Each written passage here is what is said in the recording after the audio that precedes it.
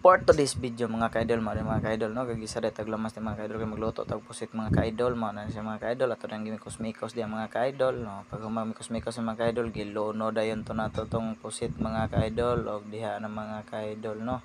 Pag lunod sa mga ka-idol, diha na aso-aso Pag aso-aso ng mga ka-idol, unya ng mga ka-idol, magluto ng tanang mga ka-idol. Pagkaluto ana, diha na din mga ka-idol kaon dayon. O kana mga ka-idol, nahinalantana mga ka-idol kaya ato pa man ang pabukalan sa diha na diha mga ka-idol na siya mga tuyo suka o diha mga ka-idol di pa kuluan para di pa uga-uga gamay mga ka-idol kay pag humana nag uga mga ka-idol amatik na siya igo na siya pa paunon mga ka-idol ini humana na mga ka-idol matik na kaon na o diha mga ka-idol taas-taas pa na mga ka-idol og diha mga ka-idol gihaon na din ako no diha mga ka-idol kay magluto na gina siya mga ka-idol ba pag nagluto din mga ka-idol, di harap po tama akong video mga ka-idol.